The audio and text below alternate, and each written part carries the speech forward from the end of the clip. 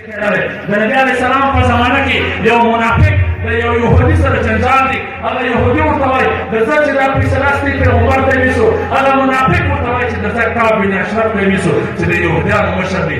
اخر فیصله نبي علیه السلام ته راځي. نبي علیه السلام د هغه یهودي په حق کې کوي. هغه منافق سوچ کوي چې د ځه حضرت عمر ته یوسو.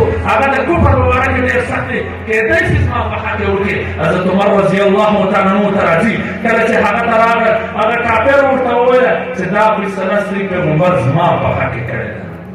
عمر رضی الله عنه نور تحقیق پوښتنه کړې نه ده، کور ته ننوتې، توره راوایستله. د هغه منافق چې په ظاهره مسلمانو سره ورکړم کې چې کوم څوک زما د پیغمبر د فیصلې څخه بغاوت کوي، د هغه فیصله دا ده چې سر یې د بدن نه جدا وي. که نن هغه صحابه موجوده وی، دا زموږ ژوند یې لیدلی وی، دا زموږ طریقې لیدلی وی، دا د سنتو سره بغاوت یې لیدلی وی، دا د رواج عاشقان یې لیدلی وی، دا د رسم عاشقان یې لیدلی وی. قسم د ټولو سرونه یې ورکړم کړي وی چې د داسې مسلمانانو ضرورت نشته چې د تربور په طریقه، د تربور په وجه، د بل په وجه د هغه پیغمبر لاره پرېښې ده. کوم پیغمبر چې د مرګ په وخت کې د امتي نارې وهلې، کوم پیغمبر چې ستا دپاره د بدر په میدانونو کې، د احد په میدانونو کې، د خندق په میدانونو کې ټوله صحابه زړونه یې یتیمان، اولادونه یې یتیمان، هغه زنانې کونډانې کړې، د وینو اوبه به یې وړې، تا ته دین راورسوې. نن ته دومره بېوفا وختې، دومره جفاکاره وختې چې د نبي د طریقې زوم راځي،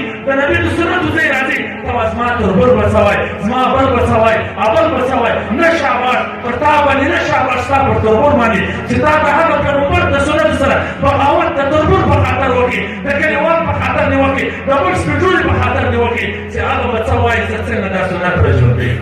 خلک به څه وایي.